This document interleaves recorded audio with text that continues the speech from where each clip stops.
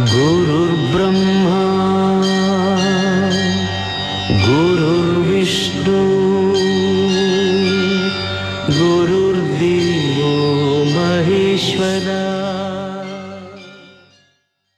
ಕರುಣಾಳು ಬಾ ಬೆಳಕೆ ಮುಸುಕಿದಿ ಮಬ್ಬಿನಲ್ಲಿ ಕೈ ಹಿಡಿದು ನಡೆಸೆನನು.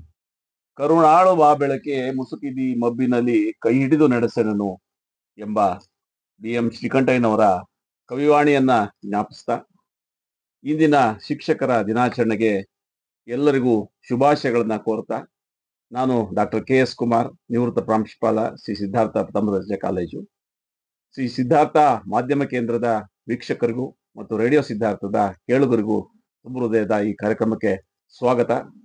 ಈ ದಿನದ ಪ್ರಾಮುಖ್ಯತೆ ನಮ್ಗೆಲ್ರಿಗೂ ತಿಳಿದಿದೆ.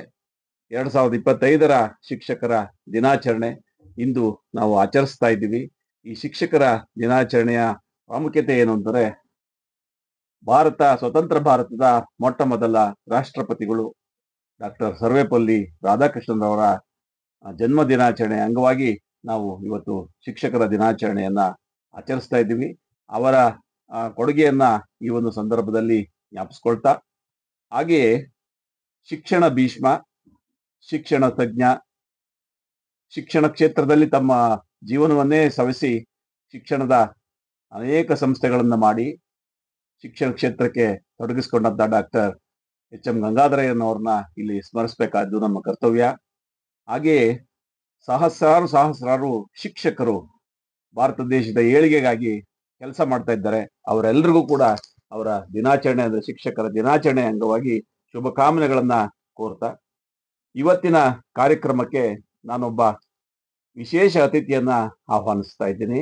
ಅವರು ಪ್ರೊಫೆಸರ್ SP ಜಗದೀಶ್ ಅವರು. ಜಗದೀಶ್ ಅವರು ಕನ್ನಡ ಪ್ರಾಧ್ಯಾಪಕರು, ಶ್ರೀ ಸಿದ್ಧಾರ್ಥ ಪದವಿ ಪೂರ್ವ ಕಾಲೇಜಿನಲ್ಲಿ ಸುಮಾರು 25 ವರ್ಷಗಳ ಕಾಲದಿಂದ ಕನ್ನಡ ಪ್ರಾಧ್ಯಾಪಕರಾಗಿ, ಯಶಸ್ವಿ ಶಿಕ್ಷಕರಾಗಿ ಅತ್ಯಂತ ಪ್ರೀತಿಯಿಂದ ಶಿಕ್ಷಕ ವೃತ್ತಿಯನ್ನ ನಿರ್ವಹಣೆ ಮಾಡ್ತಾ ಇದ್ದಾರೆ. ಅವರದೇ ಆದಂತ ವೃತ್ತಿ ಇದ್ರೂ ಕೂಡ ಶಿಕ್ಷಕ ವೃತ್ತಿಯ ವ್ಯಾಮೋಹದಿಂದ ಅವರು ಶಿಕ್ಷಕರಾಗಿ ಬಂದು ಶಿಕ್ಷಕರಿಗೆ ಶಿಕ್ಷಣವನ್ನ ನೀಡ್ತಾ, ಮಕ್ಕಳನ್ನ ಮಾರ್ಗದರ್ಶನವನ್ನು ಮಾಡ್ತಾ ಈ ಶಿಕ್ಷಣ ಸಂಸ್ಥೆಗೆ ಸೇವೆಯನ್ನ ಸಲ್ಲಿಸ್ತಾ ಇದ್ದಾರೆ. ಶೋಭಾ ಜಗದೀಶ್ ಅವರಿಗೆ ಇವತ್ತಿನ ಒಂದು ಸಂದರ್ಶನ ಅಥವಾ ಮಾತುಕತೆಗೆ ಅಥವಾ ಒಂದು ವಿಶೇಷ ಉಪನ್ಯಾಸ ಕಾರ್ಯಕ್ರಮಕ್ಕೆ ತಮ್ಮನ್ನ ಸ್ವಾಗತ ಮಾಡ್ತೀನಿ. ತುಂಬ ಹೃದಯದ ಸ್ವಾಗತ ಸರ್. ಧನ್ಯವಾದಗಳು. ಮೊದಲಿಗೆ ಸಿದ್ಧಾರ್ಥ ಶಿಕ್ಷಣ ಸಂಸ್ಥೆ ಮತ್ತು ಸಿದ್ಧಾರ್ಥ ರೇಡಿಯೋಗೆ ನಾನು ಅಭಿನಂದನೆಯನ್ನು ಸಲ್ಲಿಸಲಿಕ್ಕೆ ಇಷ್ಟಪಡ್ತೇನೆ. ಜಗತ್ತಿನಲ್ಲಿ ಅತ್ಯಂತ ಪವಿತ್ರವಾದ ದಿವಸ ಯಾವುದಾದ್ರೂ ಇದ್ರೆ ಅದನ್ನ ಶಿಕ್ಷಕರ ದಿನ ಅಂತ ನಾನು ಹೆಮ್ಮೆಯಿಂದ ಹೇಳ್ಕೊಳ್ಳಿಕ್ಕೆ ಇಷ್ಟಪಡ್ತೇನೆ. ಕಾರಣ ಏನು ಅಂದ್ರೆ, ಇವತ್ತು ಶಿಕ್ಷಣ ಇಲ್ಲ ಅಂದ್ರೆ ಜಗತ್ತು ಶೂನ್ಯ ಆಗೋಗ್ಬಿಡ್ತಾ ಇತ್ತು. ಮನುಷ್ಯ ಇವತ್ತು ಮನುಷ್ಯನಾಗಿರೋದೇ ಶೈಕ್ಷಣಿಕವಾದಂತ ಶಕ್ತಿಯಿಂದ. ಅದು ಅನಾದಿ ಕಾಲದಿಂದಲೂ ನಾವು ನೋಡ್ತಾ ಬರ್ತೀವಿ ಸರ್. ಅದರಲ್ಲೂ ಕೂಡ ನನ್ನ ಭಾರತದ ಬಗ್ಗೆ ನನಗೆ ಹೆಮ್ಮೆ ಇದೆ. ಯಾಕೆಂದ್ರೆ ಸನಾತನ ಪರಂಪರೆಯನ್ನ ಜಗತ್ತಿಗೆ ಕೊಡಮಾಡೋದ್ರ ಮೂಲಕ ಇಡೀ ಜಗತ್ತಿಗೆ ಒಂದು ವಿಶ್ವಗುರುವಾಗಿ ನಿಲ್ಲಕ್ಕೆ ಇವತ್ತೇನು ಸ್ಥಾನ ಪಡ್ಕೊಂಡಿದೆ, ಅದಕ್ಕೆ ಶೈಕ್ಷಣಿಕವಾದ ಕೊಡುಗೆ ಅಪಾರವಾದಂತ ಶಕ್ತಿಯಾಗಿ ನಿಂತಿದೆ ಅಂತ. ಗುರುವಿಲ್ಲದ ಒಂದು ಕಲೆಯನ್ನ ನಾವು ಜಗತ್ತಲ್ಲಿ ಕಾಣ್ಲಿಕ್ಕೆ ಸಾಧ್ಯ ಇಲ್ಲ. ಅದು ಆದಿಮಾನವನಿಂದಲೂ ತಗೊಂಡಾಗ, ಆದಿಮಾನವನಿಗೂ ಯಾರೋ ಒಬ್ಬ ಒಂದು ಇದೇ ದಾರಿಯಲ್ಲಿ ಹೋದ್ರೆ ನೀವು ಉದ್ಧಾರ ಆಗ್ತೀಯಾ ಅನ್ನುವಂಥ ದಾರಿಯನ್ನು ಹೇಳ್ಕೊಟ್ಟಾಗ ಅದು ಕಲಿತಾ ಬಂದಿದ್ದಾನೆ. ಅದಕ್ಕೆ ನಮ್ಮಲ್ಲಿ ವರ್ಣ ಮಾತ್ರಂ ಕಲಿಸಿದಾತಂ ಗುರು ಅಂತಾರೆ. ಅಂತ ಪವಿತ್ರವಾದಂತ ಒಂದು ದಿನ ಬೇಕಿತ್ತು. ಯಾಕೆ ನಾವು ನೋಡ್ತೀವಿ sir, mother day, father day, ಎಂತೆಂಥದೋ ಡೇಗಳ ಮಧ್ಯದಲ್ಲಿ ಈ ಶಿಕ್ಷಕರ ದಿನ ತನ್ನ ಮೌಲ್ಯ ಕಳ್ಕೊಂಡ್ಬಿಡುತ್ತೇನೋ ಅನ್ನೋಂಥ ಸಂದರ್ಭದಲ್ಲಿ ನನ್ನನ್ನು ಕರೆಸಿ ಈ ಒಂದು ಸಮಾರಂಭದ ಈ ಒಂದು ಸಭೆಯಲ್ಲಿ ನನ್ನ ಮಾತಿಗೆ ಅವಕಾಶ ಕೊಟ್ಟಿದ್ದೀರಾ. ಹಾಗಾಗಿ ನನಗೆ ತಿಳಿದಂತ ಒಂದಷ್ಟು ವಿಚಾರಗಳನ್ನ, ಮತ್ತು ನಾನು ಸರ್ ಹೇಳಿದ ಹಾಗೆ ಒಂದು 24 ವರ್ಷ ಕಂಪ್ಲೀಟ್ ಮಾಡಿ 25ನೇ ವರ್ಷದಲ್ಲಿ ಶಿಕ್ಷಕ ವೃತ್ತಿಯನ್ನು ಮಾಡ್ತಾ ಇದ್ದೀನಿ. ಸಂತೃಪ್ತಿಯ ಜೀವನವನ್ನು ಮಾಡ್ತಾ ಇದ್ದೀನಿ.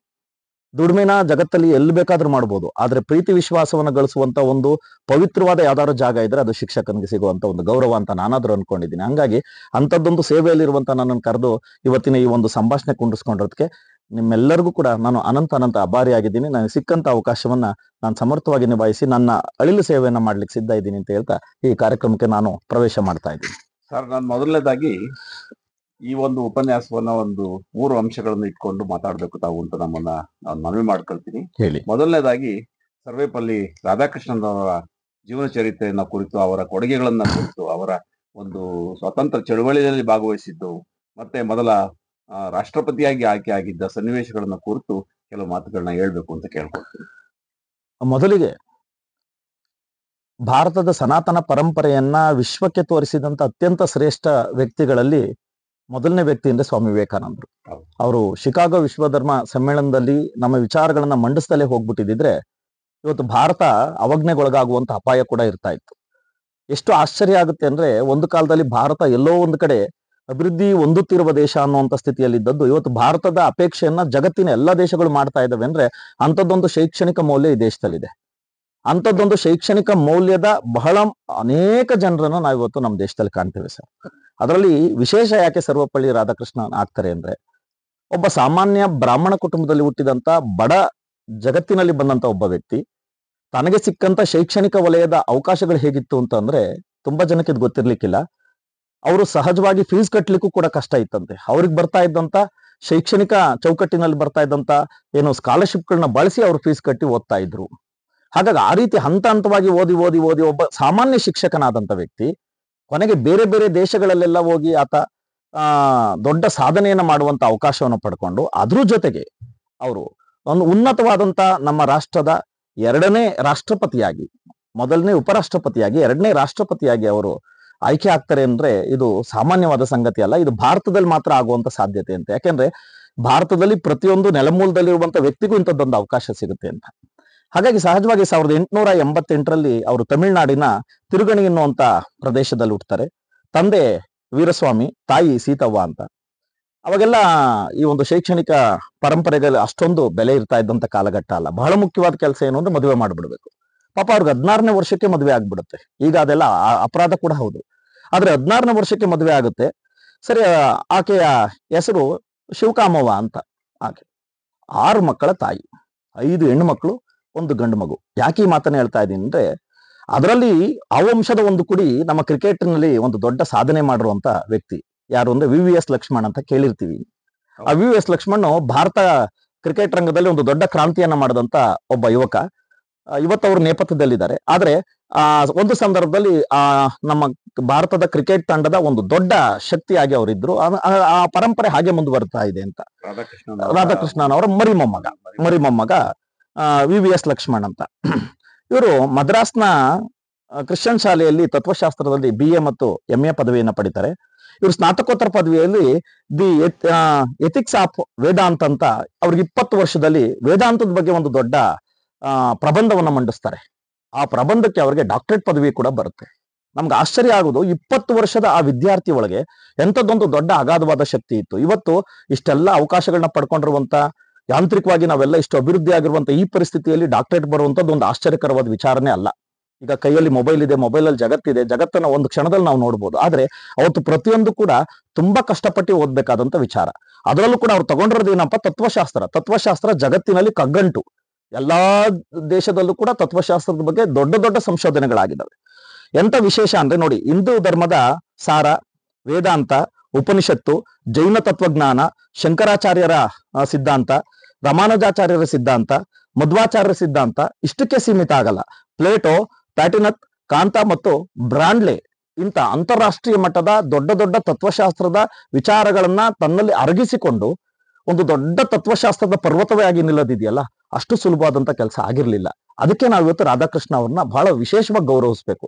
ಸವಲತ್ತುಗಳಿದ್ದಾಗ ಬೆಳೆದು ನಿಲ್ಲೋದು ಆಶ್ಚರ್ಯದ ವಿಚಾರ ಅಲ್ಲ. ಏನೂ ಇಲ್ಲದೆ ಇದ್ದಾಗ ಅಂಥದ್ದೊಂದು ಜಗತ್ತಲ್ಲಿ ತನ್ನದೇ ಆದಂತ ಒಂದು ಸೌಂದರ್ಯಯುಕ್ತವಾದಂತ ಬೆಳವಣಿಗೆಯನ್ನ ಜಗತ್ತಿಗೆ ಕೊಟ್ಟು ಹೋಗೋದ್ರ ಮೂಲಕ ಮುಂದಿನ ಪೀಳಿಗೆಗೆ ಅವರೊಂದು ದೊಡ್ಡ ಮಾದರಿ ಆಗ್ತಾರಲ್ಲ, ಅದು ನಮಗೆ ತುಂಬಾ ಹೆಮ್ಮೆ ಅನ್ನುವಂಥ ವಿಷಯ.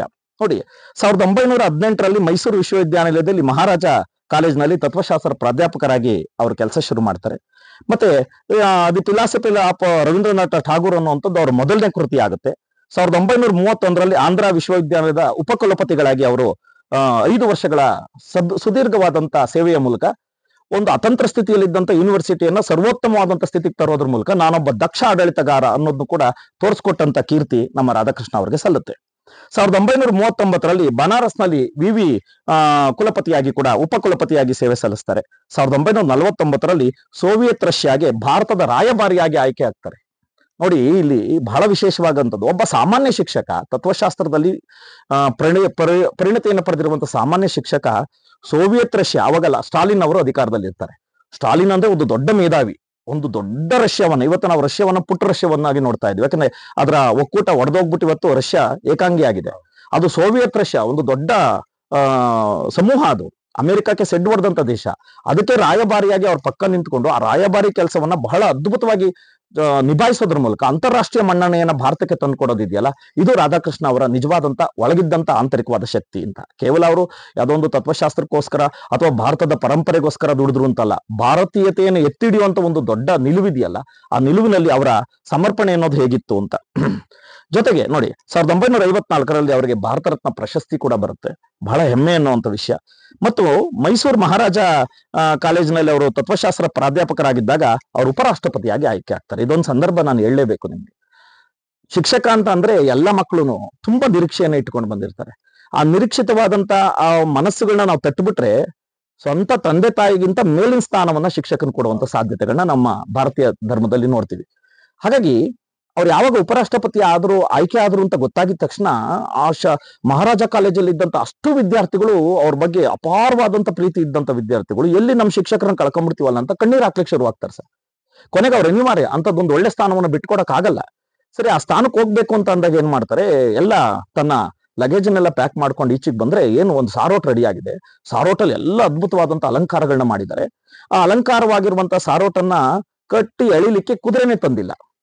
ಆಶ್ಚರ್ಯ ಅವ್ರಿಗೆ. ಏನ್ರಪ್ಪ ಇದು ಅಂದ್ರೆ, ಸರ್ ನಾವು ನಿಮ್ಗೊಂದು ಸೇವೆ ಮಾಡ್ಲಿಕ್ಕೆ ಅವಕಾಶ ಇದೆ, ಅಲ್ಲಿಂದ 4.25 ಕಿಲೋಮೀಟರ್ ಆಗುತ್ತೆ. ಆ 4.25 ಕಿಲೋಮೀಟರ್ ಆ ಮಕ್ಕಳು ಹೆಗಲ ಮೇಲೆ ಆ ಸಾರೋಟನ ಎಳ್ಕೊಂಡು ಹೋಗೋದಿದೆಯಲ್ಲ, ಅದು ಇಡೀ ಜಗತ್ತಲ್ಲಿ ಯಾರಿಗೂ ಸಿಗ್ದಲೇ ಇರುವಂತ ಒಂದು ಪುಣ್ಯವಾದಂತ ಅವಕಾಶವನ್ನ ರಾಧಾಕೃಷ್ಣ ಅವರಿಗೆ ನಮ್ಮ ಕರ್ನಾಟಕದ ಮೈಸೂರು ಮಕ್ಕಳು ಕೊಟ್ಟವಲ್ಲ, ಇದು ನಮ್ಗೆ ಆಂತರಿಕವಾಗಿ ಒಂದು ರೀತಿ ಹೆಮ್ಮೆ ಅನ್ನುವಂಥ ವಿಷಯ. ಸರಿ, ಅಲ್ಲಿಂದ ಅವರು ರೈಲ್ವೆ ಸ್ಟೇಷನ್ಗೆ ಹೋದ್ರೆ ಅಲ್ಲೊಂದು ಆಶ್ಚರ್ಯ, ಇವ್ರು ಹತ್ತುವಂತ ಬೋಗಿಯನ್ನ ಪೂರ್ತಿ ಅಲಂಕಾರ ಮಾಡ್ಬಿಟ್ಟಿದ್ದಾರೆ ಅಲ್ಲೊಂದು ಟೀಮ್. ನೋಡಿ, ಇದು ಆಕ್ಚುಲಿ ನಾವು ತುಂಬಾ ಇತಿಹಾಸವನ್ನ ನೋಡಿದೀವಿ. ಅದು ನೆಹರು ಆಗ್ಬೋದು ಅಥವಾ ಇಂಥ ಮಹಾತ್ಮ ಗಾಂಧಿ ಆಗ್ಬೋದು, ಅವರಲ್ಲೂ ಇಂಥ ಅವಿಸ್ಮರಣೀಯವಾದಂತ ಘಟನೆ ಸಿಕ್ಕಿರ್ಲಿಕ್ಕಿಲ್ಲ ಅಂತ. ಹಾಗಾಗಿ ಇದು ಶಿಕ್ಷಕನಿಗಿರುವಂತ ಶಕ್ತಿ. ನಾನು ಹೇಳೋದು ಯಾಕೆ ಗಾಂಧೀಜಿಯನ್ನ ಈಗ ಸ್ಮರಿಸ್ತೀನಿ. ಗಾಂಧೀಜಿ ಕೂಡ ಅವರು ಶಿಕ್ಷಕರಾಗ್ಲಿಲ್ಲ, ಅವರು ಲಾಯರೇ ಆಗಿದ್ರು. ಆದ್ರೆ ಭಾರತೀಯರ ವಿಚಾರ ತಗೊಂಡಾಗ ಅವರೆಲ್ಲರಿಗೂ ಪಿತಾ ಅಂತಾನೆ ಕರಿತೀವಿ. ಹಾಗೆ ಅಂಥದ್ದೊಂದು ಶೈಕ್ಷಣಿಕ ಚೌಕಟ್ಟಿನಲ್ಲಿ ಒಂದು ದೊಡ್ಡ ಸಾಧನೆ ಮಾಡಿದಂತ ಈ ವ್ಯಕ್ತಿಗೆ ತುಂಬಾ ಅದ್ಭುತವಾದಂತ ಸಾಧನೆಗಳಿಗೆ ಅವ್ರು ಕೊಟ್ಟಂತ ಡಾಕ್ಟರೇಟ್ಗಳು ಎಷ್ಟು ಆಶ್ಚರ್ಯ ಆಗುತ್ತೆ ಸರ್. ಇವತ್ತು ನಾವು ಒಂದು ಡಾಕ್ಟರೇಟ್ ತಗೊಳೋದೇ ಕಷ್ಟ, ಅದಕ್ಕೆ ಏನೆಲ್ಲ ಕಷ್ಟಪಡ್ತೀವಿ. ಮತ್ತೆ ಬೇಜಾರು ಮಾಡ್ಕೋಬೇಡಿ, ಇವತ್ತು ರಾಜಕೀಯದಲ್ಲಿ ಅದೊಂದು ಜಾತ್ರೆ ಆಗೋಗ್ಬಿಟ್ಟಿದೆ. ಏನು ಡಾಕ್ಟರೇಟ್ ತಗೊಳೋದೇ ಒಂದು ಜಾತ್ರೆ ಆಗೋಗ್ಬಿಟ್ಟಿದೆ. ಕಷ್ಟಪಟ್ಟು ಡಾಕ್ಟರೇಟ್ ತಗೊಳ್ಳುವಂತ ಅವಕಾಶಗಳೇ ಬೇಕಿಲ್ಲ ಅನ್ನೋ ಮಟ್ಟಕ್ಕೆ. ಹಾಗಾಗಿ ಅವತ್ತಿಗೆ ಬ್ರಿಟನ್ ಆಕ್ಸ್ಫರ್ಡ್ ವಿಶ್ವವಿದ್ಯಾನಿಲಯದಲ್ಲಿ ಅವ್ರಿಗೆ ಗೌರವ ಡಾಕ್ಟರೇಟ್ 1952ರಲ್ಲೇ ಸಿಗುತ್ತೆ ಅವ್ರಿಗೆ. 1952 ಭಾರತಕ್ಕೆ ಸ್ವತಂತ್ರ ಬಂದಂತ ವಸ್ತು. ಬ್ರಿಟಿಷರು ನಮ್ಮ ಶತ್ರುಗಳು. ಸ್ವಲ್ಪ ಯೋಚನೆ ಮಾಡಬೇಕು. 200 ವರ್ಷಗಳ ಕಾಲ ಆಳ್ವಿಕೆ ಮಾಡಿ ಅವ್ರನ್ನ ವಾಪಸ್ ಕಳಿಸಿದ ಮೇಲೂ ಕರೆದು ಇವ್ರಿಗೆ ಡಾಕ್ಟರೇಟ್ ಕೊಡ್ತಾರೆ ಅಂತಂದ್ರೆ, ಹಾಗಾದ್ರೆ ಇವರಲ್ಲಿದ್ದಂತ ಮೌಲ್ಯಯುತವಾದಂತ ಶಕ್ತಿ ಅಂತದ್ದು. ಇದು ನಮ್ಮ ಮುಂದೆ ಇರುವಂತ ಬಹಳ ಮುಖ್ಯವಾದ ಪ್ರಶ್ನೆ. ಹಾಗೆ ಅಮೆರಿಕದ ಹಾರ್ವರ್ಡ್ ಯೂನಿವರ್ಸಿಟಿಯಲ್ಲಿ ಇವರಿಗೆ ಗೌರವ ಡಾಕ್ಟರೇಟ್ 1953, 52ರಲ್ಲಿ ಇಂಗ್ಲೆಂಡ್ ಅಲ್ಲಿ ಸಿಗುತ್ತೆ, 53ರಲ್ಲಿ ಅಮೆರಿಕದಲ್ಲಿ ಸಿಗುತ್ತೆ. ಮತ್ತೆ London Oxford order of marine ಅನ್ನುವಂತ ಪ್ರಶಸ್ತಿಯನ್ನ ಪಡಿತಾರೆ. ವ್ಯಾಟಿಕಲ್ ಸಿಟಿ ಇವತ್ತೇನು ಧಾರ್ಮಿಕವಾದಂತ ಒಂದು ಕೇಂದ್ರ ಅಂತ ಕರಿತೀವಿ, ಅಂತಾರಾಷ್ಟ್ರೀಯ ಮಟ್ಟದಲ್ಲಿ ಇವತ್ತು ಕ್ರೈಸ್ತ ಧರ್ಮದ ಪವಿತ್ರವಾದ ಕೇಂದ್ರ. ಅದರಲ್ಲಿದ್ದಂತ ಪೋಪ್ ಜಾನ್ ಅವರು ಇವರಿಗೆ ನೈಟ್ ಆಫ್ ದಿ ಆರ್ಮಿ ಅನ್ನುವಂತ ಪ್ರಶಸ್ತಿಯನ್ನ ಕೊಡ್ತಾರೆ. ಹಾಗೆ ಕೇಂದ್ರ ಸಾಹಿತ್ಯ ಅಕಾಡೆಮಿ ಇವರಿಗೆ 1968ರಲ್ಲಿ ಪ್ರಶಸ್ತಿಯನ್ನ ಕೊಡುತ್ತೆ. ಹಾಗೆ ಭಾರತೀಯ ವಿದ್ಯಾಭವನದಿಂದ ಇವರಿಗೆ ಬ್ರಹ್ಮವಿದ್ಯಾ ಭಾಸ್ಕರ ಅಂತಂದ್ರೆ ಸೂರ್ಯ ಅನ್ನೋಂತಂದ್ರೆ ಸೂರ್ಯನಿಗೆ ಸಮನಾಗುವಂತ ಯೋಗ್ಯತೆ ಇರುವಂತ ವ್ಯಕ್ತಿ. ಹಾಗಾಗಿ ಭಾರತೀಯ ಬ್ರಹ್ಮವಿದ್ಯಾ ಭಾಸ್ಕರ ಅನ್ನುವಂತ ಪ್ರಶಸ್ತಿ. ಹಾಗೆ ಭಾರತ ರತ್ನ ಪ್ರಶಸ್ತಿ 1954. ಹೀಗೆ ತುಂಬಾ ಸುದೀರ್ಘವಾದಂತ ಜೀವನವನ್ನು ಬದುಕ್ತಾರೆ. ನನಗನ್ನಿಸುತ್ತೆ ಅವರು ತುಂಬು ಜೀವನದಲ್ಲಿ ಆನಂದವಾಗಿದ್ರು ಅಂತ. ಯಾಕೆಂದ್ರೆ ಅವರು 1952ರಿಂದ 1962ವರೆಗೆ 10 ವರ್ಷಗಳ ಕಾಲ ಉಪರಾಷ್ಟ್ರಪತಿಯಾಗಿ ಸೇವೆ ಸಲ್ಲಿಸ್ತಾರೆ. ಸುದೀರ್ಘವಾದ 10 ವರ್ಷ. ಇವತ್ತು ನೋಡ್ತಾ ಇದ್ದೀವಿ, ಮೊನ್ನೆ ಎಲ್ಲ ಉಪರಾಷ್ಟ್ರಪತಿಗೆ ಚುನಾವಣೆ ನಡೆಯುವಂತ ಪರಿಸ್ಥಿತಿಗಳಿದಾವೆ. ಅವತ್ತು ಯಾರೋ ಒಬ್ಬ ಗಣ್ಯ ವ್ಯಕ್ತಿ ಉಪರಾಷ್ಟ್ರಪತಿ ಆಗ್ತಾ ಇದ್ದಾನೆ ಅಂದ್ರೆ ಅವ್ನ ಯೋಗ್ಯತೆ ಇದೆ. ವ್ಯಕ್ತಿ ಕೂತ್ಕೊಳ್ಳೋದ್ರಿಂದ ಆ ಸೀಟಿಗೆ ಬೆಲೆ ಬರ್ತಾ ಇತ್ತು. ಈಗ ಹೆಂಗಾಗಿದೆ ಅಂದ್ರೆ ಸೀಟಿನ ಬೆಲೆಗೋಸ್ಕರ ವ್ಯಕ್ತಿ ಹುಡಿಕೊಂಡು ಹೋಗೋ ಪರಿಸ್ಥಿತಿ ಬಂದಿದೆ. ಒಬ್ರು ಕೂಡ 10 ವರ್ಷ ಇದ್ರು ಅವ್ರನ್ನ ಟಚ್ ಮಾಡೋ ಪ್ರಯತ್ನನೇ ಮಾಡಲಿಲ್ಲ. ಯಾಕೆಂದ್ರೆ ಅಂಥದ್ದೊಂದು ದೊಡ್ಡ ಸಾಗರ ರಾಧಾಕೃಷ್ಣ ಅಂತಂದ್ರೆ ಶೈಕ್ಷಣಿಕ ಮಹಾಸಾಗರ ಅಂತಾನೆ ಹೇಳ್ಬೋದು. ಅಂಥ ತತ್ವಶಾಸ್ತ್ರ ಪಾಶ್ಚಿಮಾತ್ಯ ದೇಶಗಳು ಇವರ ಒಂದು ಸಂಭಾಷಣೆಯನ್ನು ಅಥವಾ ಇವರದೊಂದು ಪ್ರಬಂಧವನ್ನು ಕೇಳಲಿಕ್ಕೆ ತುದಿಗಾಲಲ್ಲಿ ನಿಲ್ತಾ ಇದ್ವಂತೆ. ಭಾರತೀಯ ಸನಾತನ ಧರ್ಮ ಅಂದ್ರೆ ಒಂದು ರೀತಿ ಅವಜ್ಞೆಗೊಳಗಾಗಿದ್ದಂತ ಭಾರತದಲ್ಲಿ ರಾಧಾಕೃಷ್ಣ ಅವರವರ ಚಿಂತನೆಗಳನ್ನ ಕೇಳಲಿಕ್ಕೆ ಪಾಶ್ಚಿಮಾತ್ಯ ದೇಶಗಳು ನಿಲ್ತಿದ್ದು ಅಂದ್ರೆ ಅಷ್ಟು ಮಟ್ಟದ ಆಳವಾದ ಅಧ್ಯಯನ ನಮ್ಮ ರಾಧಾಕೃಷ್ಣ ಅವರಲ್ಲಿ ಇತ್ತು ಅನ್ನುವಂಥದ್ದು. ಹಾಗಾಗಿ ಮತ್ತೆ 1962ರಿಂದ 1967 5 ವರ್ಷಗಳ ಕಾಲ ಅವರು 2ನೇ ರಾಷ್ಟ್ರಪತಿಯಾಗಿ ಸೇವೆಯನ್ನ ಸಲ್ಲಿಸ್ತಾರೆ. ದುರದೃಷ್ಟವಶಾತ್ ವಯೋಸಹಜವಾದಂತ ಸಂದರ್ಭದಲ್ಲಿ 1975 ಏಪ್ರಿಲ್ 17ರಂದು ಮದ್ರಾಸಿನ ಮೈಲಾಪುರದಲ್ಲಿ ಅವರು ತಮ್ಮ ಇಹ ಜೀವನವನ್ನು ಮುಗಿಸ್ತಾರೆ. ಇದು ಇವರ ಸಂಕ್ಷಿಪ್ತ ವಿಚಾರ. ನನ್ಗನ್ಸುತ್ತೆ ರಾಧಾಕೃಷ್ಣ ಅವ್ರನ್ನ ನಾವು ಅರ್ಥೈಸ್ತೀವಿ ಭಾಷಣದಲ್ಲಿ ಅಂತಂದ್ರೆ ನಾವು ಅವ್ರ ವ್ಯಕ್ತಿತ್ವಕ್ಕೆ ಮಾಡೋ ಲೋಪ ಆಗ್ಬಿಡುತ್ತೆ ಸರ್. ಏನೋ ಒಂದು ಇಣುಕು ನೋಡ್ಬೋದು, ಒಂದು ದೊಡ್ಡ ವಿಧಾನಸೌಧವನ್ನ ಯಾವುದೋ ಒಂದು ಮೂಲೆಗೆ ಹೋಗಿ ನೋಡ್ಕೊಂಡ್ ಬಂದಂಗೆ. ಹಾಗೆ ರಾಧಾಕೃಷ್ಣ ಅನ್ನೋದು ಒಂದು ಬ್ರಹ್ಮಾಂಡ, ಅದರಲ್ಲಿ ಒಂದು ಸಣ್ಣ ಕಿರಣವನ್ನ ನಿಮಗೆ ಪರಿಚಯ ಕೆಲಸವನ್ನ ಮಾಡಿದೀನಿ. ಖಂಡಿತವಾಗ್ಲೂ ಡಾಕ್ಟರ್ ರಾಧಾಕೃಷ್ಣನ್ ಅವ್ರಿಗೆ ಒಬ್ಬ ಸಾಮಾನ್ಯ ಶಿಕ್ಷಕರಾಗಿ, ಉಪರಾಷ್ಟ್ರಪತಿಯಾಗಿ, ರಾಷ್ಟ್ರಪತಿಯಾಗಿ ಅನೇಕ ಗೌರವ ಡಾಕ್ಟರೇಟ್ಗಳನ್ನ ಪಡೆದು ಅನೇಕ ಪ್ರಬಂಧಗಳನ್ನ ಮಂಡಿಸಿ ಒಬ್ಬ ಅಂತಾರಾಷ್ಟ್ರೀಯ ಮಟ್ಟದಲ್ಲಿ ಗುರುತಿಸ್ಕೊಳ್ತಕ್ಕಂಥ ವ್ಯಕ್ತಿಯಾಗಿ ನಮ್ಮನ್ನ ಇಲ್ಲಿ ನಮ್ಮ ಜೊತೆ ಇದ್ರು ಅನ್ನೋದು ನಮ್ಗೆ ಬಹಳ ಹೆಮ್ಮೆಯ ವಿಚಾರ. ಅವರ ಜನ್ಮದಿನವನ್ನ ಶಿಕ್ಷಕರ ದಿನಾಚರಣೆ ಅಂತ ಮಾಡೋದು ನಮ್ಮ ಶಿಕ್ಷಕರಿಗೆ ಎಲ್ಲ ಸಿಕ್ಕಂತ ಒಂದು ಗೌರವ ಅಂತ ನಾವು ಭಾವಿಸ್ತೀವಿ. ಖಂಡಿತವಾಗ್ಲೂ ಉಪಯುಕ್ತ ಮಾಹಿತಿಯನ್ನ ಈ ಒಂದು ಉಪನ್ಯಾಸದಲ್ಲಿ ತಿಳಿಸ್ಕೊಟ್ಟಿದ್ದೀರಿ. ಹಾಗೆ ಇವತ್ತಿನ ಶಿಕ್ಷಕರ ಪದ್ಧತಿ ಹೇಗಿದೆ, ಶಿಕ್ಷಕರ ಒಂದು ಕ್ಷೇತ್ರ ಹೇಗಿದೆ, ಒಬ್ಬ ಆದರ್ಶ ಶಿಕ್ಷಕ ಇವತ್ತು ಹೇಗಿರ್ಬೇಕು, ಇವತ್ತಿನ ಪರಿಸ್ಥಿತಿಗೆ ಒಬ್ಬ ಆದರ್ಶ ಶಿಕ್ಷಕ ಮೈಗೂಡಿಸ್ಕೋಬೇಕಾಗಿದ್ದಂತ ಅಂಶಗಳೇನು ಅಂತೇಳಿ ನಾನು ಯಾಕೆ ಈ ಪ್ರಶ್ನೆಗಳನ್ನ ಕೇಳ್ತೀನಿ ಅಂತಂದ್ರೆ, ನಾನು ನಿಮ್ಮ ಒಡನಾಡಿಯಾಗಿದೆ. 20 ವರ್ಷಗಳ ಕಾಲ ನಿಮ್ ಜೊತೆ ನಾನು ಕೆಲಸ ಮಾಡಿದ್ದೀನಿ. ನೀವು ವೃತ್ತಿಗೋಸ್ಕರ ಶಿಕ್ಷಕರಾಗಿ ಬಂದವರಲ್ಲ, ನೀವು ಪ್ರವೃತ್ತಿಗೋಸ್ಕರ ನೀವು ಶಿಕ್ಷಕರಾಗಿ ಬಂದಂತವ್ರು. ನಾನು ನಿಮ್ಮನ್ನ ನೋಡಿದ್ದೀನಿ, ಮಕ್ಕಳನ್ನ ಕಂಡು ಹೇಗೆ ತಂದೆ ತಾಯಿ ಹಾಗೆ ಅವ್ರನ್ನ ನೀವು ಪ್ರೋತ್ಸಾಹಿಸೋದು, ಅವರನ್ನ ಪ್ರೀತಿಸೋದು, ಅವರಿಗೆ ಪಾಠ ಹೇಳ್ಕೊಡೋದು, ನಿಮ್ಮ ನಿಷ್ಠೆ ಪ್ರಾಮಾಣಿಕತೆಯನ್ನ ನೋಡಿ ಈ ಒಂದು ಇದನ್ನ ಉಪನ್ಯಾಸಕ್ಕೆ ನಿಮ್ಮನ್ನ ಆಹ್ವಾನಿಸಿದ್ದೀನಿ. ಒಬ್ಬ ಆದರ್ಶ ಶಿಕ್ಷಕ ನಿಮ್ಮ ಮಾತುಗಳಲ್ಲಿ ಹೇಗಿರ್ಬೇಕು ಅನ್ನೋದನ್ನ ಸಂಕ್ಷಿಪ್ತವಾಗಿ ತಿಳಿಸ್ಕೊಡ್ತೀರಾ ಅಂತ ಕೇಳ್ಕೊಳ್ತೀನಿ. ಖಂಡಿತ ಸರ್, ಇದು ತುಂಬಾ ತೂಕವಾದ ಪ್ರಶ್ನೆ. ನನ್ನ ಜವಾಬ್ದಾರಿನೂ ನೀವು ಬಹಳ ಎಚ್ಚರಿಕೆಯಿಂದ ಹೇಳಿದ್ದೀರಾ ಸರ್. 1962ರಲ್ಲಿ ರಾಷ್ಟ್ರೀಯ ಶಿಕ್ಷಕರ ದಿನವನ್ನ ಆಚರಣೆ ಮಾಡಬೇಕು ಅಂತ ಸೆಂಟ್ರಲ್ ಗವರ್ಮೆಂಟ್ ಯೋಜನೆ ಮಾಡುತ್ತೆ. ಆ ರಾಷ್ಟ್ರೀಯ ಶಿಕ್ಷಕರ ದಿನವನ್ನ ಯಾವತ್ತು ಆಚರಣೆ ಮಾಡಬೇಕು ಅನ್ನೋ ಚರ್ಚೆ ಶುರುವಾಗುತ್ತೆ. ತುಂಬಾ ಜನರ ಜಯಂತಿಗಳು ಬರ್ತವೆ, ಯಾಕೆ ನಮ್ಗೆ ಮಕ್ಕಳ ದಿನಾಚರಣೆ ಗೊತ್ತಿದೆ. ಹಾಗಾಗಿ ತುಂಬಾ ರಾಷ್ಟ್ರ ನಾಯಕರ ವಿಚಾರಗಳು ಬಂದಾಗ ಇಲ್ಲ, ಇದು ಶಿಕ್ಷಕರ ದಿನಾಚರಣೆ ಅಂದಾಗ ಶಿಕ್ಷಕನೇ ಆಗಿರ್ಬೇಕು. ಆ ಶಿಕ್ಷಕ ಅಂತವನ್ ಯಾರು? ಕೋಟ್ಯಾಂತರ ಜನ ಶಿಕ್ಷಕರಿದ್ದಾರೆ. ಪಾಪ ನೀವು ಅವಾಗಲೇ ಹೇಳಿದ್ರೆ ಲಕ್ಷಾಂತರ ಜನ ಶಿಕ್ಷಕರಿಗೆ ಸಲ್ತಾ ಇರುವಂತ ಗೌರವ. ಸರ್, ನನ್ನ ಭಾರತ ಇವತ್ತು ಬೆಳೆದು ನಿಂತಿದೆ ಅಂದ್ರೆ ಅದು ಶಿಕ್ಷಕರ ಶಕ್ತಿಯಿಂದಲೇ. ನನ್ನೊಳಗೆ ಇವತ್ತು ಇಂಥ ಓತಪ್ರೋತವಾದಂತ ಮಾತು ಬರ್ತಾ ಇದೆ ಅಂದ್ರೆ ಅದು ನಂದು ಅಂತ ಅನ್ಕೊಂಡ್ರೆ ನಾನು ನನ್ನ ಶಿಕ್ಷಕರಿಗೆ ಮಾಡುವಂತ ಅವಮಾನ. ಅವರೆಲ್ಲ ತುಂಬಿ ಕಳಿಸಿದ್ದಾರೆ ಸರ್. ಒಬ್ಬ ಶಿಕ್ಷಕನಿಗೆ ಇರ್ಬೇಕಾದಂತಹ ನಿಜವಾದಂತ ಸಮರ್ಪಣೆ ಏನು ಅಂದ್ರೆ, ನಿಸ್ವಾರ್ಥವಾಗಿ ನನ್ನ ಗುರು ನನಗ್ ಕೊಟ್ಟಿದ್ನ ನನ್ನ ಶಿಷ್ಯಂಗೆ ವರ್ಗಾಯಿಸ್ಬೇಕು. ಇಲ್ಲ ಅಂತ ಅಂದ್ರೆ ಅವ್ನು ಸಮರ್ಥವಾದಂತ ಶಿಕ್ಷಕ ಆಗ್ಲಿಕ್ಕೆ ಸಾಧ್ಯನೇ ಇಲ್ಲ. ಹಾಗಾಗಿ 1962ರಲ್ಲಿ ರಾಷ್ಟ್ರೀಯ ಶಿಕ್ಷಕರ ದಿನಾಚರಣೆ ಆಚರಣೆ ಮಾಡಬೇಕು. ಯಾರ ಹೆಸರಲ್ಲಿ ಆಚರಣೆ, ಯಾವ ಡೇಟ್ ಅಲ್ಲಿ ಮಾಡೋಣ ಅಂದಾಗ ಎಲ್ರು ಕಣ್ಣಿಗೆ ಕಾಣಿಸಿದ ಒಬ್ಬನೇ ವ್ಯಕ್ತಿ ರಾಧಾಕೃಷ್ಣ.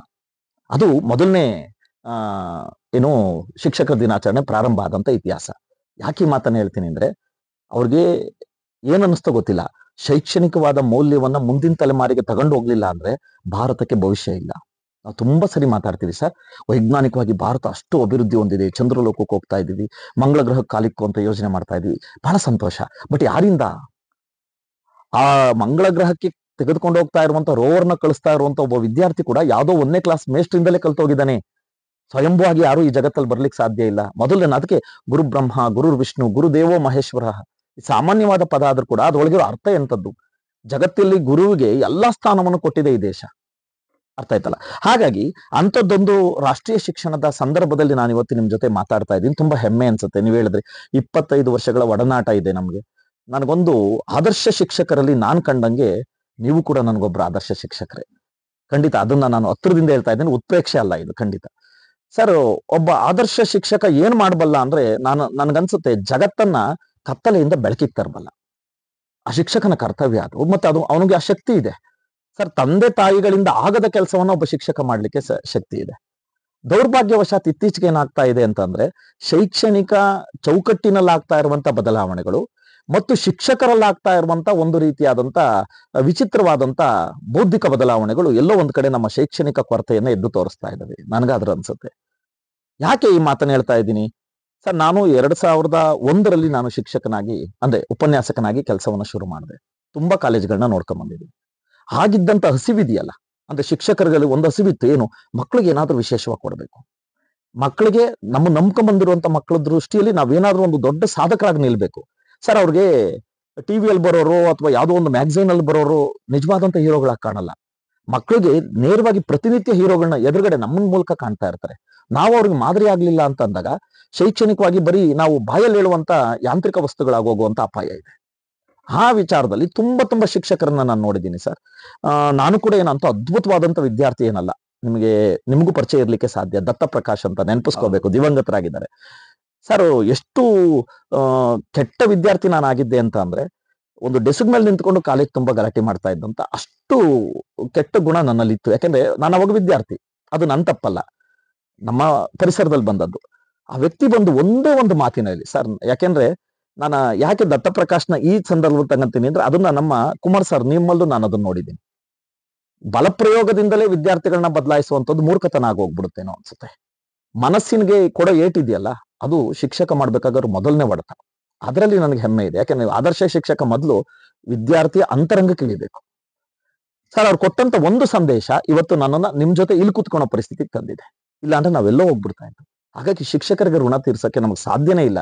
ಏನ್ ಮಾಡ್ಬೋದು, ಸೇವೆ ಮಾಡ್ಬೋದು. ಏನು, ಅವ್ರು ಕಲ್ಸ್ಕೊಟ್ಟಂತ ಈ ಪರಂಪರೆಯನ್ನು ಮುಂದಕ್ಕೆ ತಗೊಂಡು ಹೋಗುವಂತ ವಿಚಾರ ಸರ್. ಇಲ್ಲಿ ಆದರ್ಶ ಶಿಕ್ಷಕ ಅನ್ನುವಂಥವನು ಸಹಜವಾಗಿ ತನ್ನ ವೈಯಕ್ತಿಕ ಹಿತಾಸಕ್ತಿಗಳನ್ನ ಮತ್ತೆ ಎಲ್ಲದಕ್ಕಿಂತ ಹೆಚ್ಚಾಗಿ ಆಮಿಷಗಳನ್ನ ಪಕ್ಕಕ್ಕಿಟ್ಟು ಸಮರ್ಪಣೆ ಮಾಡ್ಕೊಳ್ಳಿಲ್ಲ ಅಂದ್ರೆ ಅವ್ನು ಮುಟ್ಟುವಂತ ಪುಸ್ತಕ ಕೂಡ ಅವನಿಗೆ ಶಾಪ ಆಗೋಗುವಂತ ಅಪಾಯ ಇದೆ. ಹಾಗಾಗಿ ರಾಧಾಕೃಷ್ಣ ಅವ್ರನ್ನ ನಾವು ಯಾಕೆ ಜ್ಞಾಪಿಸ್ಕೊಂತೀವಿ ಅಂತ ಅಂದ್ರೆ, ಅವ್ರ ವೈಯಕ್ತಿಕವಾದಂತ ಯಾವ ಜೀವನವನ್ನು ತನ್ನ ಬದುಕಿನಲ್ಲಿ ಸೇರಿಸ್ಕೊಳ್ಳೇ ಇಲ್ಲ. ಅವ್ರು ರಾಷ್ಟ್ರಪತಿ ಆಗಿದ್ದಾಗ್ಲೂ ಅಷ್ಟೇ, ಅಥವಾ ಅವ್ರು ಶೈಕ್ಷಣಿಕವಾದಂತ ಚೌಕಟ್ಟಿನಲ್ಲಿ ಬೆಳೀತಾ ಇದ್ದಾಗ್ಲೂ ಅಷ್ಟೇ, ಅಂತಾರಾಷ್ಟ್ರೀಯ ಮಟ್ಟದಲ್ಲಿ ಬೆಳೆದಾಗ್ಲೂ ಅಷ್ಟೇ, ಕುಟುಂಬ ಇರ್ಬೇಕಷ್ಟೇ. ಆ ಕುಟುಂಬಕ್ಕೋಸ್ಕರ ತಾನಲ್ಲ, ಕುಟುಂಬಕ್ಕೆ ನಾನೊಬ್ಬ ಆಧಾರ ಅಷ್ಟೇ. ಆದ್ರೆ ಕುಟುಂಬವೇ ನಂದಲ್ಲ, ಇಡೀ ಜಗತ್ತು ನಂದಿದೆಯಲ್ಲ. ಒಂದು ತರಗತಿ ಒಳಗೆ ನಿಂತಾಗ ಒಬ್ಬ ಶಿಕ್ಷಕ ಅಲ್ಲಿರುವಂತ ಅಷ್ಟು ಮಕ್ಕಳಲ್ಲಿ ತನ್ನ ಮಕ್ಕಳನ್ನ ನೋಡ್ಬೇಕಾಗುತ್ತೆ. ಮತ್ತು ಆ ಮಕ್ಕಳ ದೃಷ್ಟಿಯಲ್ಲಿ ನಾವು ದೇವರೋ ಅಥವಾ ತಂದೆನೋ ಆಗುವಂಥದ್ದು ಇದೆಯಲ್ಲ, ಅದು ತುಂಬಾ ಪವಿತ್ರವಾದ್ದು ಅಂತ. ಅದಕ್ಕೆ ನಾನು ಪ್ರತಿಯೊಬ್ಬ ಶಿಕ್ಷಕರು ಹೇಳ್ತಿರೋದೇನು ಗೊತ್ತಾ, ನೀವು ಪಾಠ ಪ್ರವಚನ ಮಾಡೋದು ಎಷ್ಟು ಮುಖ್ಯನೋ ಮಕ್ಕಳಲ್ಲಿ ನೈತಿಕತೆಯನ್ನ ಜೋಡಿಸಿ. ಇವತ್ತು ದೊಡ್ಡ ದೌರ್ಭಾಗ್ಯ ಸರ್, ಎಲ್ಲ ಬುದ್ಧಿವಂತರಾಗ್ತಾ ಇದೀವಿ ನಾವು, ಆದ್ರೆ ದೌರ್ಭಾಗ್ಯವಶಾತ್ ಯಾರು ಕೂಡ ಹೃದಯವಂತರಾಗ್ತಾ ಇಲ್ಲ. ಮತ್ತೆ ಆ ಕೊರತೆ ಯಾರ್ದು ಅಂತಂದ್ರೆ, ನಾನು ಮತ್ತೆ ಮಕ್ಕಳು ತರ ತೋರಿಸ್ತೀನಲ್ಲ, ತಪ್ಪದು, ಮಕ್ಕಳದಲ್ಲ ಕೊರತೆ, ಅದು ಕೊಡ್ಲಿಕ್ಕೆ ನಾವು ಸೋಲ್ತಾ ಇದೀವಿ. ಎಲ್ಲೋ ಒಂದ್ ಕಡೆ ನಮ್ಮ ಯಾಂತ್ರಿಕವಾದಂತ ಈ ಒಂದು ಶೈಕ್ಷಣಿಕವಾದಂತ ಚೌಕಟ್ಟುಗಳು ಏನಿದೆ, ನಮ್ಮನ್ನ ಕೇವಲ ಮಾರ್ಕ್ಸ್ ಕಾರ್ಡ್ ವಿದ್ಯಾರ್ಥಿಗಳನ್ನಾಗಿ ಮಾಡ್ತಾ ಇದೀವಿ, ಮಾಸಾಗಿ ಮಾರ್ಕ್ಸ್ ಕಾರ್ಡ್ ವಿದ್ಯಾರ್ಥಿಗಳನ್ನ ಮಾಡ್ತಾ ಇದೀವಿ. ಹಾಗಾದ್ರೆ ಅವನಲ್ಲಿ ವ್ಯಕ್ತಿತ್ವ ಏನು ನಿರ್ಮಾಣ ಆಗ್ತಾ ಇದೆ, ಮತ್ತೆ ಅವನಲ್ಲಿರುವಂತ ವಿಶೇಷವಾದಂತ ಗುಣಗಳೇನು, ಅವನು ಈಚೆಗೆ ತರುವಂತ ಕೆಲಸ ನಾನೇನ್ ಮಾಡಿದ್ದೀನಿ? ಇದು ಒಬ್ಬ ಶಿಕ್ಷಕ ಮಾಡ್ಬೇಕಾದ್ದು. ತರಗತಿ ಒಳಗೆ ಹೋಗ್ಬಿಟ್ಟು ಸಿಲೆಬಸ್ ಮುಗಿಸೋದು ಎಂತ ಶಿಕ್ಷಕ ಬೇಕಾದ್ರೂ ಮಾಡ್ತಾನೆ. ನಾನು ಬಹಳ ಸರಿ ಹೇಳ್ತಾ ಇರ್ತೀನಿ ಸರ್, ಶಿಕ್ಷಕ ಆಗೋದು ಸುಲಭ ಸರ್, ಆದ್ರೆ ಗುರು ಆಗೋದು ತುಂಬಾ ಕಷ್ಟ ಸರ್. ನಾವು ಶಿಕ್ಷಕರು ಎಲ್ಲರೂ ಆಗ್ಬಿಡ್ತಾರೆ, ಸಂಬಳ ಕೊಟ್ಟರೆಲ್ಲ ಶಿಕ್ಷಕರಾಗ್ತಾರೆ. ತುಂಬಾ ವ್ಯಂಗ್ಯಾತ್ಮಕವಾಗಿ ಹೇಳ್ತಾರೆ, ಏನು ಬೆಲ್ಲು ಮತ್ತು ಬಿಲ್ಲಿಗೆ ಕೆಲಸ ಮಾಡುವಂತ ಶಿಕ್ಷಕರು. ಹಾಗೆ ಬೇಡ, ಅದು ನಾನು ಹೇಳೋದು. ಯಾಕೆಂದ್ರೆ ಜಗತ್ತು ನಮ್ಮನ್ನು ಪವಿತ್ರವಾಗಿ ನೋಡ್ತಾ ಇದೆ ಸರ್. ಸರ್, ಇವತ್ತು ಜಗತ್ತಲ್ಲಿ ಏನೇ ಬದಲಾವಣೆ ಆಗ್ಲಿ ಸರ್, ನನ್ನ ಮೂಲಕ ಆಗಿದೆ ಅಂತ ನಾನು ಹೆಮ್ಮೆಯಿಂದ ಹೇಳ್ತೀನಿ. ನಾನು ಈ ದೇಶಕ್ಕೊಬ್ಬ ಪ್ರಧಾನಿಯನ್ನ ಕೊಟ್ಟಿದ್ದೀನಿ, ಈ ದೇಶಕ್ಕೊಬ್ಬ ರಾಜ್ಯಪಾಲನನ್ನ ಕೊಟ್ಟಿದ್ದೀನಿ. ಅಷ್ಟೇ ಯಾಕೆ, ಈ ದೇಶಕ್ಕೊಬ್ಬ ದೊಡ್ಡ ಚಕ್ರವರ್ತಿನ ಕೊಟ್ಟಿದ್ದೀನಿ. ಯಾಕೆಂದ್ರೆ ನಾನು ಶಿಕ್ಷಕ. ಇದು ಪರ್ಸನಲ್ ಅಲ್ಲ, ವ್ಯಕ್ತಿಗತವಾದ ಸ್ಥಾನ ಅದು. ಒಬ್ಬ ಚಾಣಕ್ಯ ಇಲ್ಲ ಅಂದಿದ್ರೆ ಚಂದ್ರಗುಪ್ತ ಮೌರ್ಯನೇ ಇರಲಿಲ್ಲ. ಎಂತ ಐತಿಹಾಸಿಕವಾದ ಪರಂಪರೆ ಇಟ್ಕೊಂಡಿದೀವಿ. ಈ ಆದರ್ಶಗಳ ಇತಿಹಾಸ ನಮ್ಮ ಎದುರುಗಡೆ ಇದೆ. ಎಂತೆಂತ ತ್ಯಾಗ ಆಗಿದೆ, ಎಂತೆಂತ ಬಲಿದಾನ ಆಗಿದೆ. ಇವತ್ತು ಶೈಕ್ಷಣಿಕ ವ್ಯವಸ್ಥೆಯಲ್ಲಿ ಪ್ರತಿ ನಮ್ಮ ಸಂಬಳದಲ್ಲಿ ಬರೋ ಸೊನ್ನೆಗಳು ಎಷ್ಟು ಅಂತ ಯೋಚನೆ ಮಾಡೋದ್ರ ಬದಲು ಮಕ್ಕಳಲ್ಲಿರೋ ಸೊನ್ನೆಗಳನ್ನ ಎಷ್ಟು ಕಡಿಮೆ ಮಾಡ್ತಾ ಇದೀವಿ ಸರ್. ನಿಮ್ಮ ಪರ್ಸನಲ್ ಟೈಮ್ ಏನಾರು ಇರ್ಲಿ ಸರ್, ಆ ಸಂದರ್ಭದಲ್ಲೂ ಒಬ್ಬ ಶಿಕ್ಷಕನಾಗೇ ಇರ್ತಾನಲ್ಲ, ಅವನು ನಿಜವಾದಂತ ಶಿಕ್ಷಕ ಆಗ್ತಾನೆ. ನಾನು ಅದನ್ನ ನೀವ್ ಹೇಳ್ದಂಗೆ ನನ್ನ ಬದುಕಿನಲ್ಲಿ ಬಹಳಷ್ಟು ಅಳವಡಿಸ್ಕೊಂಡಿದ್ದೀನಿ. ಮತ್ತೆ ನನ್ಗೆ ಅಂಥದ್ದೊಂದು ಪ್ರೇರಣೆ ಬರ್ಲಿಕ್ಕೆ ಕಾರಣ ನಿಮ್ಮಂತ ಒಂದು 10-15 ಜನ ಉಪನ್ಯಾಸಕರು, ಮೇಷ್ಟ್ರುಗಳು. ನನಗೆ 1ನೇ ಕ್ಲಾಸಲ್ಲಿ ಪಾಠ ಮಾಡಿಕೊಟ್ಟಂತ ಚುಡಮಣಿ ಟೀಚರು ಕೂಡ ಮುಖ್ಯ ಆಗ್ತಾರೆ. 4ನೇ ಕ್ಲಾಸಲ್ಲಿ ಇರುವಂತ ಜಯಮ್ಮ ಟೀಚರು ಮುಖ್ಯ ಆಗ್ತಾರೆ. ಅವರೇನು ದೊಡ್ಡ ಆದರ್ಶ ವ್ಯಕ್ತಿಗಳಲ್ಲ, ಆದ್ರೆ ನನ್ಗೊಂದು ರೋಲ್ ಮಾಡೆಲ್. ಯಾಕಂದ್ರೆ ಅವ್ರು ಯಾವತ್ತೂ ಕೆಟ್ಟದ್ದು ಹೇಳಿಲ್ಲ, ಕೆಟ್ಟದ್ದನ್ನ ಮಾಡ್ಲಿಲ್ಲ. ಹಂಗನ್ಸ್ದಾಗ ಸಾಕು ನಮ್ಗೆ ಆ ಚಿಕ್ಕ ವಿಚಾರಗಳನ್ನೇ ತಗೊಂಡು ಹೇಳ್ತಾರಲ್ಲ, ಸಣ್ಣ ಹಳ್ಳಗಳೇ ಹೋಗಿ ದೊಡ್ಡ ಪರ್ವತವೇ ಒಂದು ಸಮುದ್ರವೇ ಆಗುವುದಿಲ್ಲವೇ ಅನ್ನೋ ರೀತಿಯಲ್ಲಿ ಇವತ್ತು ಒಂದು ಶೈಕ್ಷಣಿಕ ಚೌಕಟ್ಟಿನಲ್ಲಿರುವಂತ ಮಗುವಿನ ಬದುಕನ್ನ ನಿರ್ಮಾಣ ಮಾಡುವಂತ ಪವಿತ್ರವಾದ ಕೆಲಸದಲ್ಲಿ ನಾವು ಇದೀವಿ ಅಂದ್ರೆ ನಾವು ಹೆಮ್ಮೆ ಪಡಬೇಕು ಸರ್. ಸರ್, ಇವತ್ತು ಪ್ರಧಾನಿ ಬಂದು ನಮ್ಮ ಮುಂದೆ ಕೈ ಮುಗಿಬೇಕು, ಅಥವಾ ಒಬ್ಬ ರಾಜ್ಯಪಾಲನೋ ಅಥವಾ ಒಬ್ಬ ಮುಖ್ಯಮಂತ್ರಿನೂ ನಮ್ಮ ಮುಂದೆ ಕೈ ಮುಗಿಬೇಕು. ಯಾಕೆ ಅಂದ್ರೆ ಅವರೆಲ್ಲರಿಗೂ ನಾವು ಗುರು ಆಗಿರ್ತೀವಿ. ಹಾಗಾಗಿ ನಾನು ಹೇಳೋದು, ಒಬ್ಬ ಆದರ್ಶ ಶಿಕ್ಷಕ ಮಾಡ್ಬೇಕಾಗಿರೋ ಮೊದಲನೇ ಕೆಲಸ, ದಯವಿಟ್ಟು ಒಬ್ಬ ವಿದ್ಯಾರ್ಥಿಯ ಬದುಕಿಗೆ ಸರ್ವತೋಮುಖ ಅಭಿವೃದ್ಧಿಗೆ ಏನ್ ಬೇಕೋ ಪ್ರಾಮಾಣಿಕವಾಗಿ ಮಾಡಿ, ಆತ್ಮತೃಪ್ತಿಯಿಂದ ಮಾಡಿ ಸರ್. ಶೈಕ್ಷಣಿಕ ಚೌಕಟ್ಟು ಅನ್ನುವಂಥದ್ದು ಕೇವಲ ತೋರಿಕೆಯ ವಿಚಾರ ಆಗ್ಬಾರ್ದು ಸರ್. ಈಗ ನಾವು ವೇದಿಕೆಯಲ್ಲಿ ಕೂತ್ ಮಾತಾಡ್ತಾ ಇದೀವಿ ಅಂತ ಮಾತಾಡೋದಲ್ಲ, ಹೃದಯಾತ್ಮಕವಾಗಿ ನಾನು ಎಲ್ಲ ಟೀಚರ್ಗೂ ಕರೆ ಕೊಡ್ತೀನಿ, ಕೈ ಮುಗಿದು ಹೇಳ್ತಾ ಇದ್ದೀನಿ, ಭಾರತ ನಂಬಿರೋದು ನಿಮ್ಮನ್ನೇ. ನಿಮ್ಮ ಈ ಏನು ಸ್ವಯಂಕೃತವಾದಂತ ಶಕ್ತಿ ಇದೆಯಲ್ಲ, ಆ ಶಕ್ತಿಯ ಮುಂದೆ ಇಡೀ ಜಗತ್ತನ್ನ ಗೆಲ್ಲುವಂತ ಶಕ್ತಿ ಇದೆ. ಇಡೀ ನಾನು ದಿಕ್ಕು ತಪ್ಪು ಹೋಗ್ತಾ ಇರುವಂತ ಯುವಕರು, ನಾನು ಇವತ್ತು ಸರ್ ದುಃಖದಲ್ಲಿ ಹೇಳ್ತಾ ಇದ್ದೀನಿ, ಇವತ್ತು ಶೈಕ್ಷಣಿಕ ಕಾರ್ಯಾಗಾರದಲ್ಲಿ ನಾವು ಕೂತ್ಕೊಂಡು ಇವತ್ತು ಸರ್ವಪಲ್ಲಿ ರಾಧಾಕೃಷ್ಣ ಅವ್ರ ಬಗ್ಗೆ ಮಾತಾಡ್ತಾ ಇದ್ದೀವಿ. ಎಷ್ಟು ಜನ ವಿದ್ಯಾರ್ಥಿಗಳಿಗೆ ಶಿಕ್ಷಕರ ಬಗ್ಗೆ ಅಭಿಮಾನ ಬರುವಂತರ ವಾತಾವರಣ ಇದೆ. ಇವತ್ತು ಎಂತೆಂಥ ವ್ಯಕ್ತಿಗಳು ಇವತ್ತು ರೋಲ್ ಮಾಡೆಲ್ ಆಗ್ತಾ ಇದ್ದಾರೆ ಸರ್. ಅಪಾಯ ಅನ್ಸ್ಬಿಡುತ್ತೆ ಒಂದೊಂದ್ಸರಿ. ಈಗ ನಮ್ಮಲ್ಲಿ ಬೌದ್ಧಿಕ ಮಟ್ಟ ಕುಸಿತ ಅಪರಾಧಿಗಳೇ ನಮ್ಮ ಹೀರೋಗಳಾಗಿ ಹೋಗ್ಬಿಟ್ರೆ ಮುಂದೆ ನಾವೇನ್ ಮಾಡ್ಬೇಕು? ಇಂಥದ್ದೊಂದು ದೌರ್ಭಾಗ್ಯದ ಪರಿಸ್ಥಿತಿಯಲ್ಲಿ ಶಿಕ್ಷಕರ ಜವಾಬ್ದಾರಿ ತುಂಬಾ ಇದೆ. ಈ ದೇಶ ದಿಕ್ಕು ತಪ್ಪದ ಹಾಗೆ ಈಗ ಬ್ರಿಟಿಷರು ಭಾರತವನ್ನ ಕಬಳಿಸಿದ್ರು, ಅದನ್ನ ಮತ್ತೆ ವಾಪಸ್ ತಗೊಂಡಿದೀವಿ. ಹಾಗಂದ ಮಾತ್ರಕ್ಕೆ ಭಾರತ ಸರ್ವೋತ್ತಮವಾದಂತ ದೇಶ ಆಗಿದೆ ಅನ್ಕೋಬೇಡಿ. ಯಾವಾಗ ಬೇಕಾದ್ರೂ ಅಪಾಯ ಬರ್ಬೋದು. ನನ್ನ ದೇಶದಲ್ಲಿ 49 ಕೋಟಿ ಜನ ಯುವಕರಿದ್ದೀವಿ. ಆ 49 ಕೋಟಿ ಜನರಲ್ಲಿ ದೇಶದ ಪ್ರಜ್ಞೆ ಇಟ್ಕೊಂಡಿರುವಂತ ಅಭಿಮಾನಿಗಳು ಎಷ್ಟು ಜನ ಇದ್ದೀವಿ? ಮತ್ತೆ ಅವರೆಲ್ಲ ಇವತ್ತು ಬೇರೆ ಬೇರೆ ರಾಷ್ಟ್ರದ ಬಗ್ಗೆ ಅಭಿಮಾನ ಹೊಂದುತ್ತಾ ಇದ್ದಾರೆ ಅಂದ್ರೆ ಇದಕ್ಕೆ ಕಾರಣ ಯಾರು? ನಾನೇ ಸರಿ ಇಲ್ಲ. ಒಬ್ಬ ಟೀಚರ್ ಸರಿಯಾಗಿ ಕೆಲಸ ಮಾಡಿದಿದ್ರೆ ಆ ಮಗು ಆ ಭಾವನೆ ಹೊಂದಕ್ ಸಾಧ್ಯ ಆಗ್ತಿರ್ಲಿಲ್ಲ.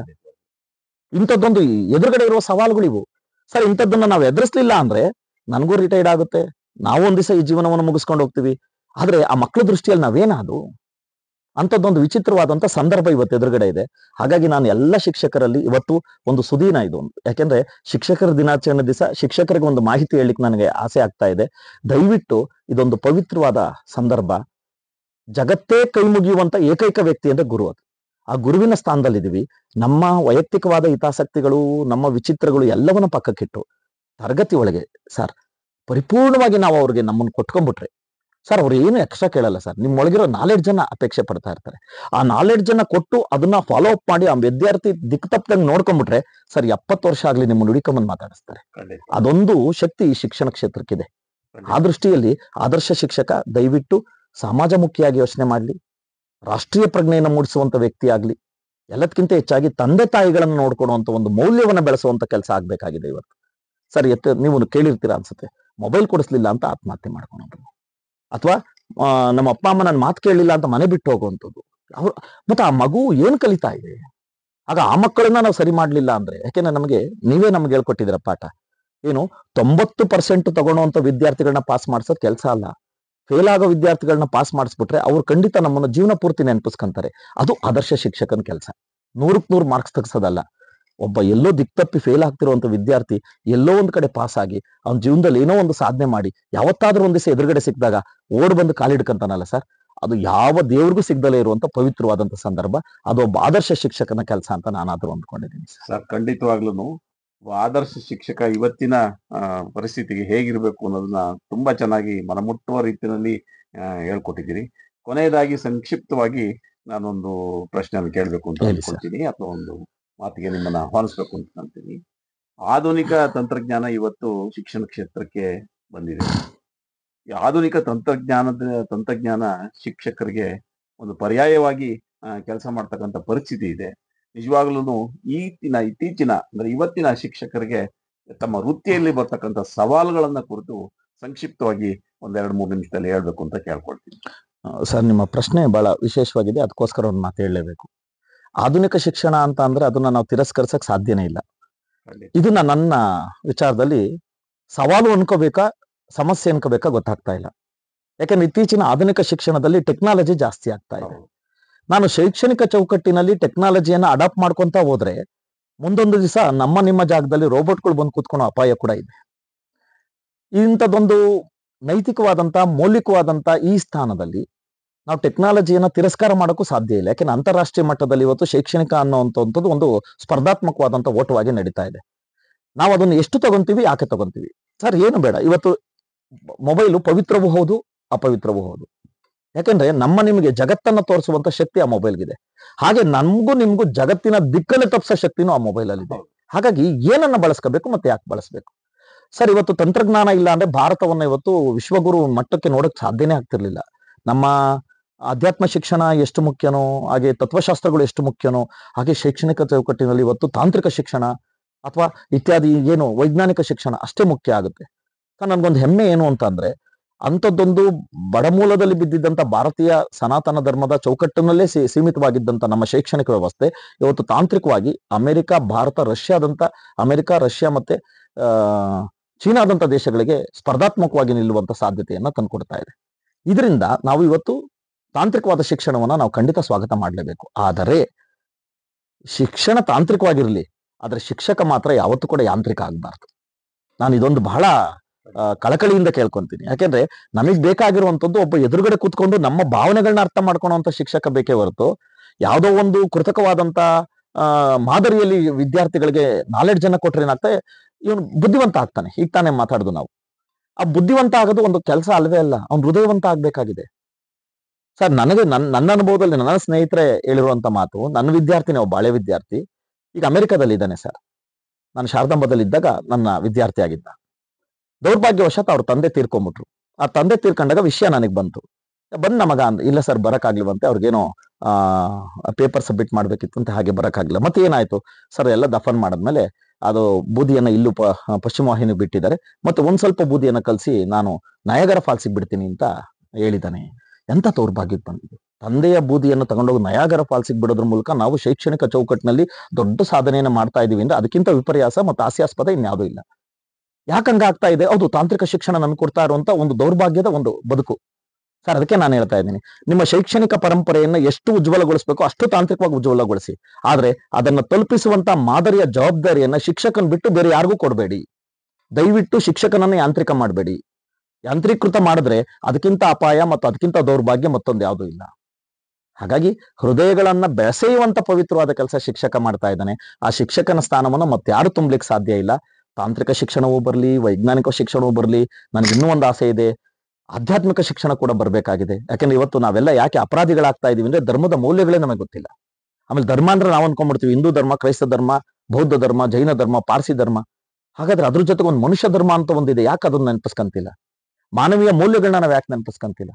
ಆ ಮೌಲ್ಯಾಧಾರಿತವಾದ ವಿಚಾರಗಳನ್ನ ಖಂಡಿತವಾಗಿ ಯಾವುದೋ ಒಂದು ಯಾಂತ್ರಿಕವಾದಂತ ವ್ಯವಸ್ಥೆ ಕೊಡುತ್ತೆ ಅಂದ್ರೆ ನನಗಂತೂ ನಂಬಿಕೆ ಇಲ್ಲ ಸರ್. ಹಾಗಾಗಿ ದಯವಿಟ್ಟು ಅಂಥದ್ದೊಂದು ಸಂದರ್ಭ ಬಂದಾಗ, ಈ ಶಿಕ್ಷಕ ದಿನಾಚರಣೆಯ ಸಂದರ್ಭದಲ್ಲಿ ಹೇಳ್ತಾ ಇದ್ದೀನಿ, ಪ್ರತಿಯೊಬ್ಬ ಶಿಕ್ಷಕರು ಟೊಂಕ ಕಟ್ಟಿ ನಿಂತು ತಾಂತ್ರಿಕ ಶಿಕ್ಷಣವನ್ನು ಬೆಳೆಸುವಂತ ವ್ಯಕ್ತಿಗಳಾಗಬೇಕೇ ಹೊರತು ತಾಂತ್ರಿಕ ಶಿಕ್ಷಣದ ಮೇಲೆ ಜವಾಬ್ದಾರಿಯನ್ನ ಹಾಕಿ ತಾವೆಲ್ಲೋ ಒಂದ್ ಕಡೆ ಕೂತ್ಕೊಂಡ್ಬಿಟ್ರೆ ಶೈಕ್ಷಣಿಕ ಚೌಕಟ್ಟು ಸಂಪೂರ್ಣವಾಗಿ ಅಧೋಗತಿಗೆ ಹೋಗ್ಬಿಡುತ್ತೆ. ಅಂಥದ್ದಾಗಬಾರ್ದು. ಈ ಶಿಕ್ಷಕರ ದಿನಾಚರಣೆ ಅನ್ನುವಂಥದ್ದು ಒಂದು ನೆನಪಿಸ್ಕೊಳ್ಳುವಂತ ಒಂದು ಸಂತೋಷದ ಸಂದರ್ಭ ಆಗ್ಬಾರ್ದು. ಇದೊಂದು ಜವಾಬ್ದಾರಿಯ ದಿನ ಆಗ್ಬೇಕು. ಹೌದು, ಶಿಕ್ಷಕನಿಗಿರುವಂತ ಗೌರವ ಎಂತದ್ದು, ಮತ್ತು ನಾನು ಒಬ್ಬ ಶಿಕ್ಷಕ ಆಗ್ಬೇಕು ಅನ್ನೋದನ್ನ ಮಗುನಲ್ಲಿ ಹುಟ್ಟಿಸ್ಬೇಕು. ಸರ್, ಇವತ್ತು ರಾಜಕೀಯ ವ್ಯಕ್ತಿಗಳಾಗಕ್ಕೆ ರೆಡಿ ಇದ್ದಾರೆ, ಬ್ಯಾಂಕ್ ಮ್ಯಾನೇಜರ್ ಆಗಕ್ಕೆ ರೆಡಿ ಇದ್ದಾರೆ, ಇಂಜಿನಿಯರ್ ಡಾಕ್ಟರ್ ಆಗಕ್ಕೆ ರೆಡಿ ಇದ್ದಾರೆ. 100 ಮಕ್ಕಳ ಬಾಯಲ್ಲಿ ಇಬ್ಬರು ಟೀಚರ್ ಅಂತಾರೆ. ಅದು ಏನೋ ಗೊತ್ತಿಲ್ದಲೆ ಅಂತ ಇದಾರೋ ಏನೋ ಗೊತ್ತಿಲ್ಲ. ಪ್ರತಿಯೊಬ್ಬ ಮಗುನು ಕೂಡ ನಾನು ಟೀಚರ್ ಆಗ್ಬೇಕು ಅನ್ನುವಂತ ಮನಸ್ಥಿತಿ ಬಂದಾಗ ಅವರಲ್ಲಿರುವಂತ ಫ್ಯೂಚರ್ ತುಂಬಾ ಚೆನ್ನಾಗಾಗುತ್ತೆ. ದೇಶ ಸರಿ ಹೋಗುತ್ತೆ. ದೇಶ ಸರಿ ಹೋಗ್ಬೇಕು ಅಂದ್ರೆ ಶೈಕ್ಷಣಿಕ ಚೌಕಟ್ಟು ಸರಿ ಹೋಗ್ಬೇಕು. ಶೈಕ್ಷಣಿಕ ಚೌಕಟ್ಟು ಸರಿ ಹೋಗ್ಬೇಕಂದ್ರೆ ಮೊದಲು ನಾವು ಸರಿ ಹೋಗ್ಬೇಕು, ಶಿಕ್ಷಕರು ಸರಿ ಹೋಗ್ಬೇಕು. ಶಿಕ್ಷಕರ ಜವಾಬ್ದಾರಿ ತುಂಬಾ ಇದೆ. ದಯವಿಟ್ಟು ಎಲ್ಲ ಶಿಕ್ಷಕರು ಇದೊಂದು ಯೋಜನೆಯನ್ನ ಮಾಡೋಣ. ಒಂದು ಕೈಂಕರ್ಯ, ಇದೊಂದು ದೊಡ್ಡ ಹೋರಾಟ. ಇದೊಂದು ಈ ಹೋರಾಟದಲ್ಲಿ ನಾವು ನಮ್ಮ ಮಕ್ಕಳು ಪರವಾಗಿ ನಿಂತು ಆ ಮಕ್ಕಳಿಗೆ ಏನ್ ಬೇಕೋ ಅದನ್ನ ಕೊಡ್ತಾ ಹೋದ್ರೆ ಖಂಡಿತ ಆತ್ಮಮುಖ್ಯ. ಅದಕ್ಕೆ ನಾನು ಸ್ವಲ್ಪ ಅಧ್ಯಾತ್ಮವನ್ನು ನಂಬ್ತೀನಿ. ಆತ್ಮಮುಖ್ಯ ಆದಂತ ಭಗವಂತನಿಗೆ ಅದು ಪ್ರೀತವಾಯ್ತು ಅಂದ್ರೆ ಖಂಡಿತ ನಾವೆಲ್ಲರೂ ಕೂಡ ಮಾಡಿದ ಪವಿತ್ರವಾದ ಕೆಲಸ ಸಾರ್ಥಕವಾಗುತ್ತೆ. ನಮ್ ಜನ್ಮ ಹುಟ್ಟಿದಕ್ಕೆ ಸಾರ್ಥಕವಾಗುತ್ತೆ ಅಂತ ನಾನಾದ್ರೂ ಭಾವಿಸಿದ್ದೀನಿ. ಇದು ನನ್ನ ನಿರ್ಧಾರ ಸರ್. ಖಂಡಿತ ಈ ಒಂದು ಉಪನ್ಯಾಸದಲ್ಲಿ ಅಥವಾ ಸಂವಾದದಲ್ಲಿ ತುಂಬಾ ಉಪಯುಕ್ತವಾಗಿ 3 ವಿಚಾರಗಳನ್ನು ನಮ್ಗೆ ಕೊಟ್ಟಿದ್ದೀರಿ. ರಾಧಾಕೃಷ್ಣರವರ ಜೀವನ ಚರಿತ್ರೆಯನ್ನು ಕುರಿತು ಸಂಕ್ಷಿಪ್ತವಾಗಿ ಅವರ ಸಾಧನೆಗಳ ಬಗ್ಗೆ ಮಾತಾಡಿದ್ದೀರಿ. ಹಾಗೆಯೇ ಒಬ್ಬ ಆದರ್ಶ ಶಿಕ್ಷಕ ಏನನ್ನೆಲ್ಲ ಅಳವಡಿಸ್ಕೋಬೇಕು ಅನ್ನೋದನ್ನ ನಮ್ಮ ವೀಕ್ಷಕರಿಗಾಗಿ ತಿಳಿಸ್ಕೊಟ್ಟಿದ್ದೀರಿ. ಅದಲ್ಲದೆ ಇವತ್ತಿನ ಶಿಕ್ಷಕರ ಸವಾಲುಗಳೇನು ಅನ್ನೋದನ್ನು ಕೂಡ ನೀವು ಸಂಕ್ಷಿಪ್ತವಾಗಿ ನಮ್ಗೆ ತಿಳಿಸ್ಕೊಟ್ಟಿದ್ದೀರಿ. ತುಂಬಾ ಸಿದ್ಧಾರ್ಥ ಮಾಧ್ಯಮ ಕೇಂದ್ರದ ಪರವಾಗಿ, ರೇಡಿಯೋ ಸಿದ್ಧಾರ್ಥದ ಕೇಳುಗರ ಪರವಾಗಿ ನಮ್ಗೆ ತುಂಬ ಹೃದಯದ ಧನ್ಯವಾದಗಳನ್ನ ಅರ್ಪಿಸ್ತಾ ಇದ್ದೀನಿ. ಇಂಥದ್ದೊಂದು ಅವಕಾಶವನ್ನ ಕೊಟ್ಟಂತ, ನನ್ನ ಅನಿಸಿಕೆಗಳಿಗೆ ಒಂದು ವೇದಿಕೆಯನ್ನು ಕೊಟ್ಟಂತ, ಯಾಕೆಂದ್ರೆ ಇದೊಂದು ಪವಿತ್ರವಾದ ದಿನ ಅಂತ ಮೊದಲೇ ಹೇಳಿದೆ. ಹಾಗಾಗಿ ಅಂಥದ್ದೊಂದು ಅವಕಾಶದ 4 ಜನಕ್ಕೆ ಮುಟ್ಟಿಸುವಂತ ಒಂದು ಮಾಧ್ಯಮ ಆಗಿರುವಂತ ತಾಂತ್ರಿಕ ಶಿಕ್ಷಣ ಸಿದ್ಧಾರ್ಥ ಏನಿದೆ, ಮತ್ತೆ ರೇಡಿಯೋ ಸಿದ್ಧಾರ್ಥ ಏನಿದೆ, ಆ ಸಿಬ್ಬಂದಿ ವರ್ಗದವರಿಗೆ, ಮತ್ತೆ ಎಲ್ಲದಕ್ಕಿಂತ ವಿಶೇಷವಾಗಿ ನಾನು ಗುರುಗಳಾಗಿರುವಂತ ಹಿರಿಯರು, ಮಾರ್ಗದರ್ಶಕರು ಆಗಿರುವಂತ ನೀವು ಇಂಥದ್ದೊಂದು ಅವಕಾಶವನ್ನು ಕೊಟ್ಟಿದ್ರಿಂದ ಧನ್ಯವಾದವನ್ನು ಅರ್ಪಿಸ್ತಾ, ಇಂಥದ್ದೊಂದು ಕಾರ್ಯಕ್ರಮಕ್ಕೆ ನಾನು ಕರೆದಿದ್ದಕ್ಕೆ ಎಲ್ಲರಿಗೂ ಕೂಡ ಆಭಾರಿಯಾಗಿ ಧನ್ಯವಾದನ ಅರ್ಪಿಸಿದ್ದೀನಿ. ನಮಸ್ಕಾರ. ನಮಸ್ಕಾರ. ಗುರುರ್ಬ್ರಹ್ಮ ಗುರುರ್ವಿಷ್ಣು ಗುರುರ್ದೇವೋ ಮಹೇಶ್ವರ.